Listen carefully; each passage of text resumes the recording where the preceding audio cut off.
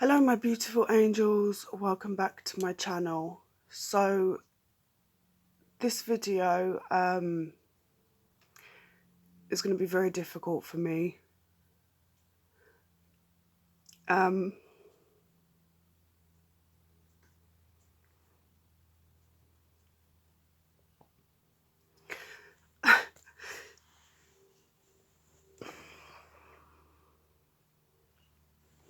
Just to let you know, there's going to be a lot of crying,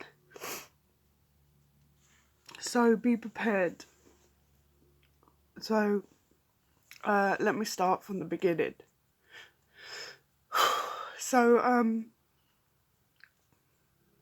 the 15th of December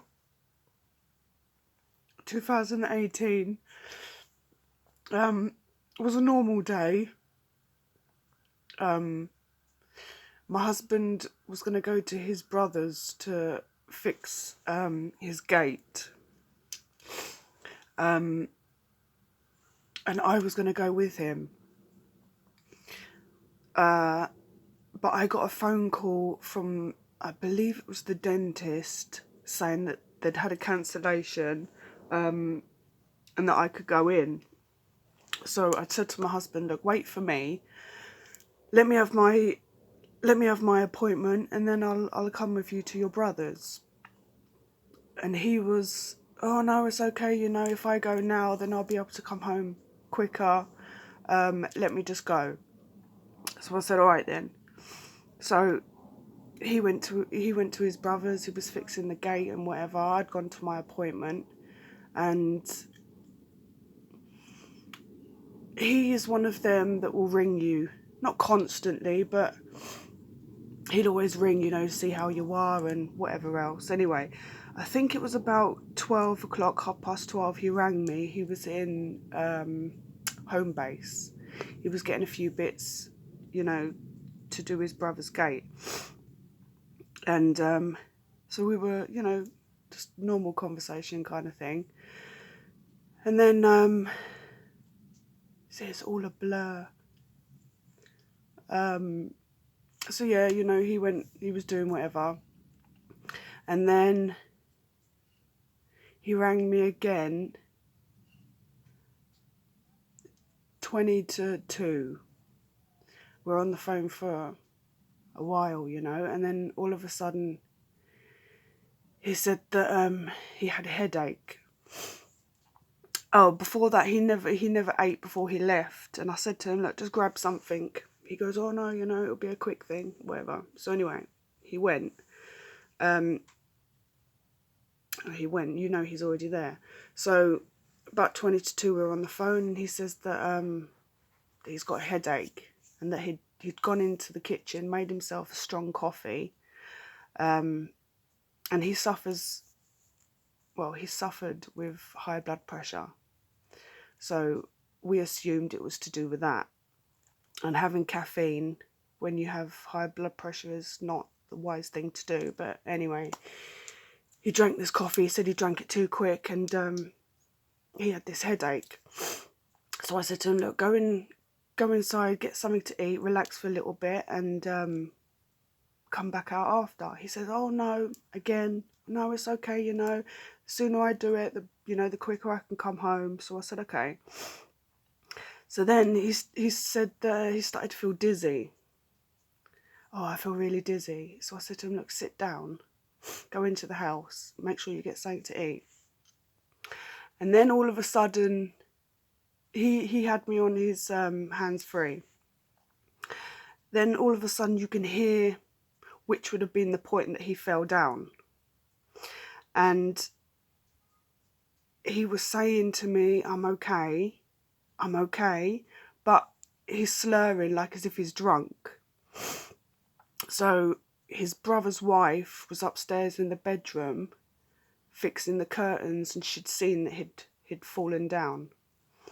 So she came running down, and you can hear her saying like, oh God, like what's happened? And he's saying, I'm okay. But he sounds like he's drunk. Well, quite clearly he's not. So she's like, no, you're not okay. I'm going to call an ambulance. And you can still hear, you can hear him saying, it's okay, it's okay. So anyway, I'm still on the phone and I can hear everything that's going on. But he's not talking to me. And it went, you could hear her you could ring her talking to the ambulance, and they took so long to get there, and then all of a sudden the phone cut. So I'm going out of my wits' end trying to ring him, and he's not answering. And I think maybe a few weeks before that I'd changed my phone number. So I'm ringing his brother. He's not answering the phone because, you know, he doesn't know my number. Anyway, about 6:30,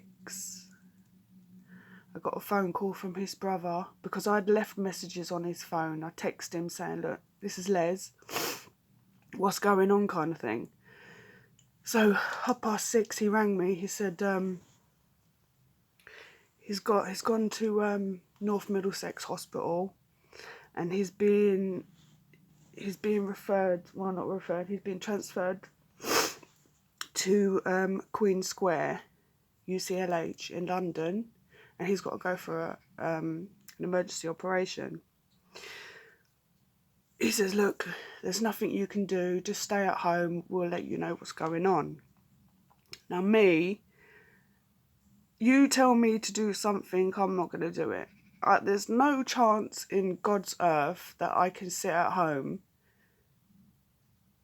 and just sit there and wait. Do you know what I'm saying?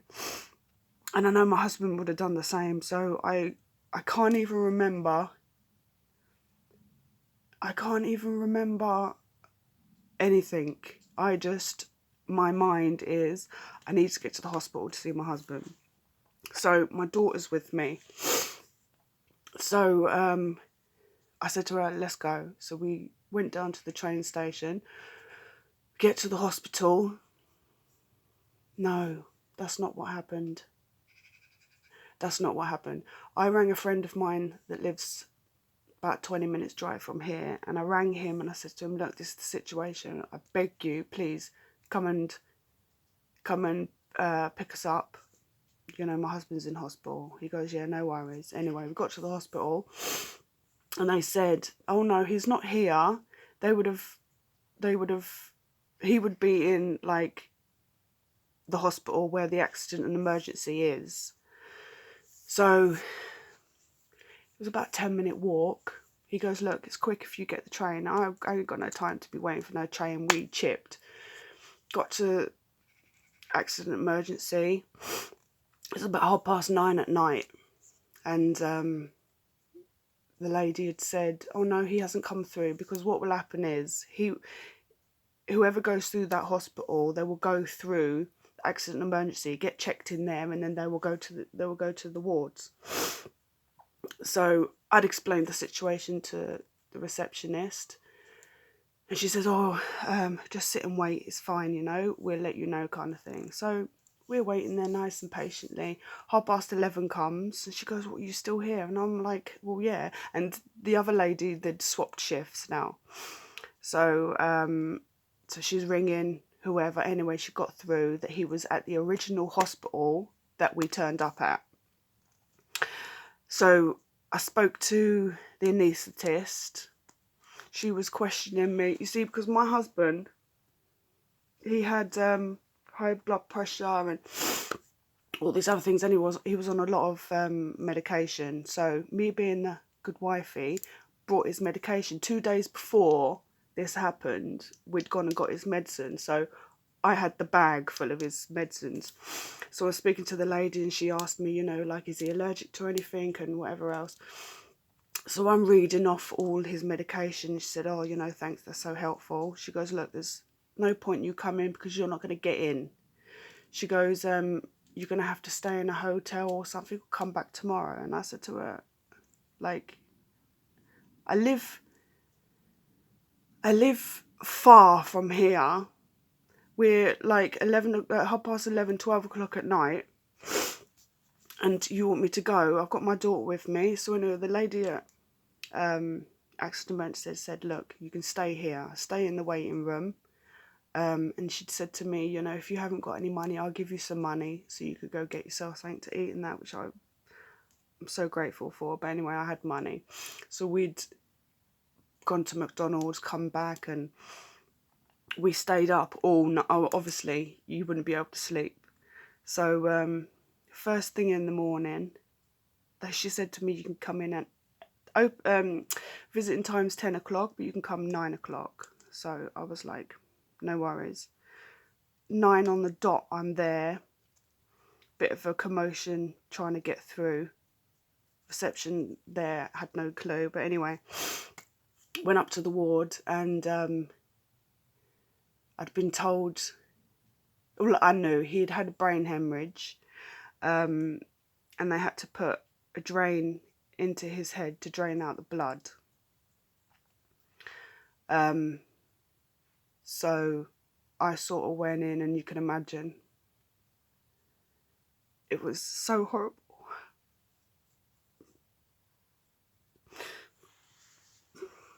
It was so horrible just to see him laying there, like the ventilator, and this bloody thing coming up his head. And it was so horrible. It was so horrible. So anyway, I can't remember every single day, like what was happening, but I was there every single day from the morning, from the minute I was allowed to go in until I was getting kicked out at night at 7 o'clock. So I was there constant. I didn't leave his side at all. So, excuse me, I believe it was like so that was the 15th of December this happened. The 1st of February, he was transferred to our local hospital. And he was, I mean, he's a very, very gentle, you know, the way that he speaks, like very softly spoken. And so anyway, he started to become okay. I mean, he'd had a stroke, so the left side of him was paralysed. Looking at him, you wouldn't know. It was only until, you know, that he'd smile that you could see, like, the effects on the left side. But he was paralysed, his left side, so he couldn't move his arm, couldn't move his leg.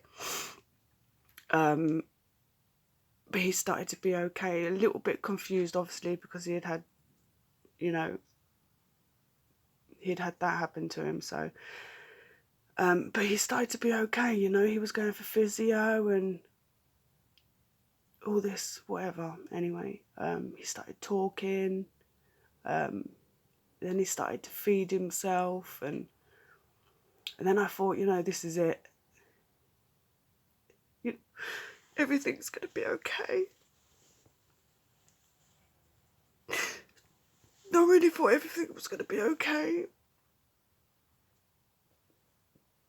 So then they said, look, medically there was nothing more that they could do for him. He just had to do a shitload of rehab, physiotherapy, and I've forgotten what the other one's called. Whatever, anyway, you know, where you wash yourself, clean your teeth. I've forgotten what it's called. But anyway, I think the 11th of March, he got transferred to this place. 3 days later, because this was only going to be like a temporary thing, because he needed long-term rehabilitation. So 3 days later, he was transferred to Northwick Park in London. And yeah, he just, I don't know what happened from there, but he was always sleepy, but it was just really hard for you to wake him up. And I'd say to my daughter, because normally when he's here, if I try wake him up, he's not waking up. But if Amira had said to him, oh, look, wake up, he'd get up. So I said to her, look, wake him up, kind of thing. It was just hard. We were there for one day for 45 minutes trying to wake him up to eat. And he started to refuse to eat. And yeah, so I'd spoken to one of the doctors and said to him, look, you know, it's not right. There's something that's not right about him. So they said, look, what we're going to do is we're going to get the MRI scan from the first time that he was transferred to Queen Square and compare it to today. She said to me, look, don't worry. It's going to take a while, you know, for you to be transferred back to UCLH. But there's nothing to worry about, she said. So anyway, they'd got the results back and you could see that there was a build-up of fluid around his brain. So, and she said to me, look, it's going to take a while, don't worry. So I was like, okay. So I sort of kissed him, left. Next day I came to the hospital to see him. He wasn't there. The bed was empty. So I went into panic mode, thinking like, God, what's gone on? They said, oh, we tried ringing you. I said, you didn't bloody ring me, because my phone's constantly at my side if anything had happened, you know. So when they were ringing this other number or whatever. Anyway, he got transferred back to Queen Square that night. And because I'm obviously his next of kin, I had to sign the papers for him to have this operation. And I didn't want to do anything or make any decisions without his eldest brother and sister. So I said to him, look, I know it's a matter of life and death, but I need to, just out of respect for his brother, I need to speak to his brother. So anyway, his brother had said, look, yeah, just sign it. So I signed it. He went down for the operation.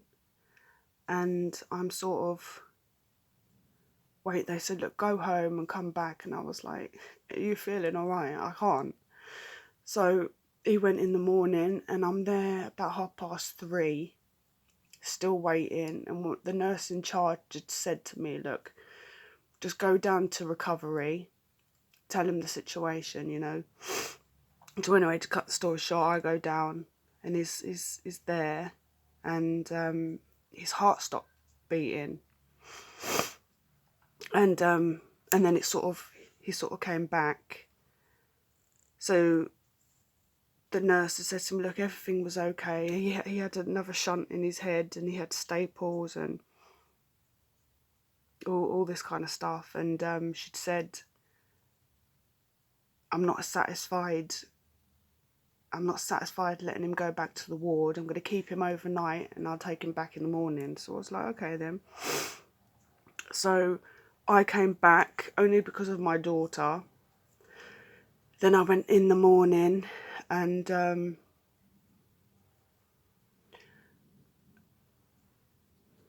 yeah, he was back in what's it called? Intensive care. And they'd said, you know, this is the situation or whatever. So I was like, oh, it's okay. He's going to pull through. Whatever. And then he had to go for another operation. I think that was on the 28th. He went for another operation.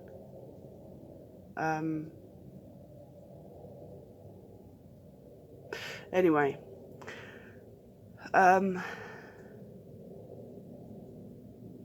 So the 2nd of April,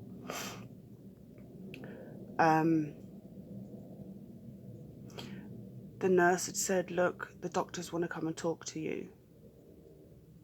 And I was like, talk to me about what? Do you know what I mean? What are you gonna tell me? I know the situation. I've sort of been here before. So anyway, his brother, I rang his brother come. And they said, look, at 2 o'clock, they're going to have this meeting kind of thing, and the doctors, they want to come and talk to you. They'll come in the evening. So my husband's brother left. He went back to work. And then about an hour later, the nurse had said to me, look, doctors are ready to see you now. So I said, look, I'm not coming in on my own. I need his brother to be here. So I rang his brother and said, look, this is the situation. Can you come back? They want to speak to us. So he came back. We got put in this quiet room. And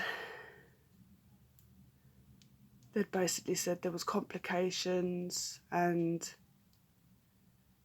that he was brain dead. Now, when we spoke to another doctor, he said, no, he's not brain dead.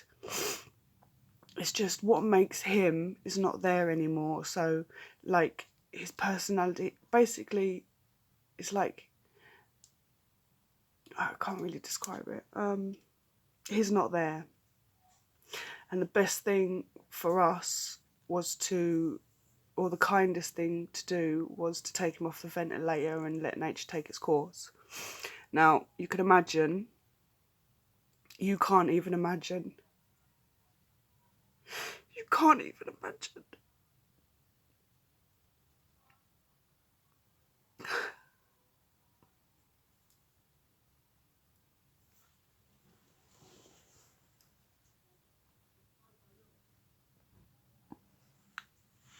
I was saying you can't do that. You can't take him from me. You can't, I need him so bad.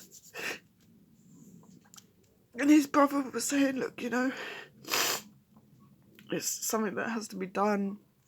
And so anyways, we had to call in the rest of the family, and we had this other talk and said, look, this is the best thing for him. I was like, it's not happening. It's not happening. You can't, do you know what I mean? I was just, you can't. So, they wanted to do it that night. And, his brother was saying, look, we need to get the family together and whatever. Anyway, so we bought another day. So on the 3rd of April 2019, we all sort of got around him and they took him off the ventilator. And I just kept saying to him, they were saying to me, oh, you need to say your goodbyes. I was like, I'm not saying goodbye to him. I'm not saying goodbye to him at all. And I just kept saying to him, please, just keep breathing. Just keep breathing. I need you so much. So, I think it was like September 2015, we'd gone to give blood together. And he'd ticked, he wanted to be a donor. So that night, these two women came over and said that, oh, he was a donor and it was his wish. And I was like, you're not fucking taking anything. You're not taking any, sorry for swearing. You're not taking him. So his brother and sister were like, look, it was his wish. So they said, if, I don't know, 6 hours. They said, because once you come off the ventilator, they assumed that it was within a few minutes that he'd be taken off the ventilator, he'd stop breathing. They said, you've got 5 minutes to say your goodbyes and then we're going to sort of wheel him off. I was like, hell fucking no, you're giving me 5 minutes. And my mum was there at the time and said to them, you're going to need a security guard to get her off him. They knew from then there was going to be trouble. So I'm just praying and saying to him, look, just keep breathing. Just keep breathing. Over this 6 hours, they can't touch you. Just keep breathing. Just keep breathing. So he made it over the 6 hours. And because there's not enough oxygen going through your body, they couldn't have taken anything. So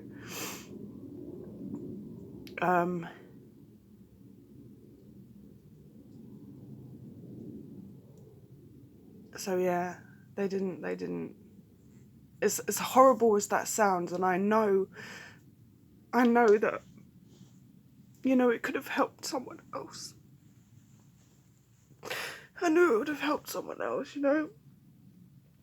But if I can't have him, I didn't want anybody to have him. It sounds so selfish, but just the thought of it, I didn't want it. So yeah, the 6 hours went, and it was about 5 in the morning. I mean, me and my mum stayed there. All his family had sort of left. And I just said to him, like, I can't leave him. I can't leave him. So they said, look, at 5 in the morning, we're going to take him up to the ward. So I was like, okay. But 5:30 they came and they said, oh, you know, look, we're going to take him up to the ward now. We're going to give you a private room. To basically let him die there. So I was like, I'd rather have a private room, obviously for the privacy. And yeah. So we got the private room, and there's a lot of things that they didn't want to do for him because, you know, it's not going to make him any better. But I was saying to them, look, you still need to feed him. And they wouldn't give him liquids.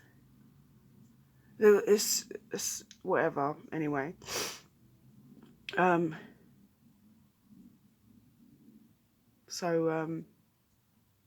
yeah, they were very surprised that he lasted as long as he did. But I think that, well, his family had said that he stayed alive for so long because of me. Because I didn't want him to go.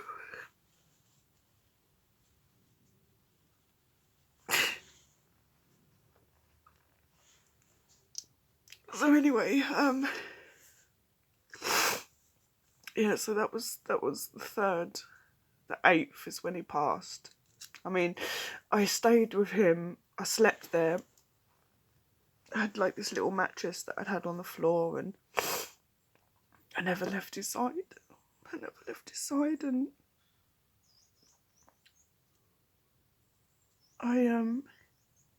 that night, I knew it was happening. Because, I mean, I knew his family thought that by some miracle, and I know miracles happen, but I thought that was it, you know, that he was going to come back because of, you know, what had happened before, that he was okay kind of thing. But I knew deep down that he wasn't going to come back from it. I know it wasn't. But I sort of still had hope, do you know what I mean? But anyway, that night,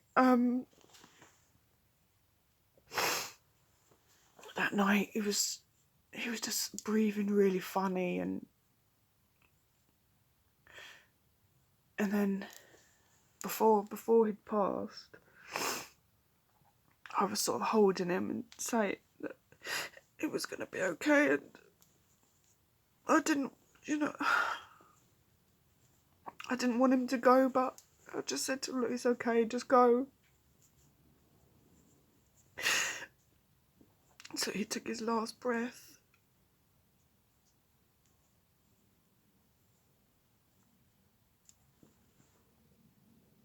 So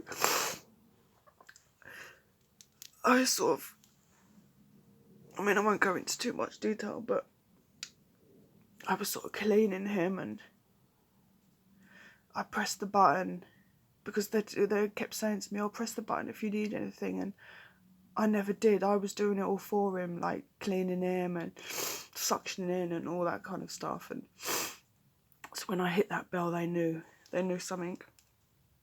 So they sort of came in, and I said, "Look, he's gone. So one of the nurses said, "Oh no, I can still feel his pulse." I said, "No, he's gone. I know he's gone." So then they wanted this doctor to come in to confirm it, which, you know, they did. And then they wanted me to go so they could sort of clean him. And I was refusing. I was saying, "I'm not leaving him. I don't want you to touch him." So I'm trying to ring his brother. His brother's phone's off. Tried ringing his sister. Her phone's off.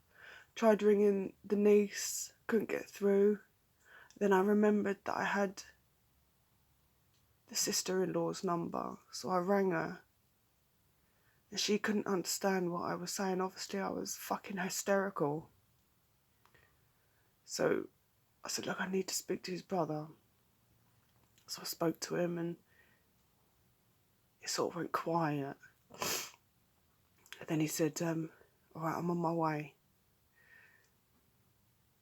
And I can't even tell you how long it took for him to come, but he was there, and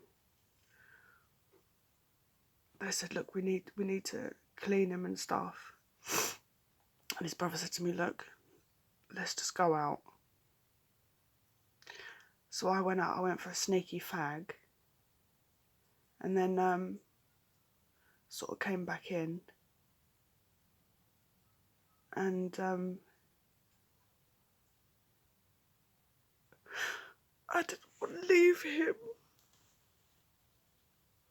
If he wasn't so big, I would have just picked him up and taken him.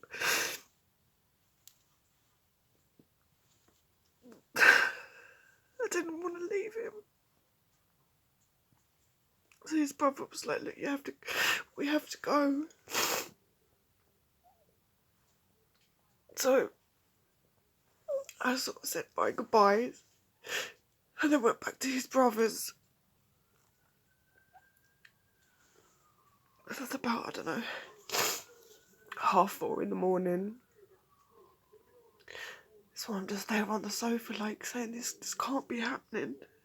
It was like I'm living a nightmare.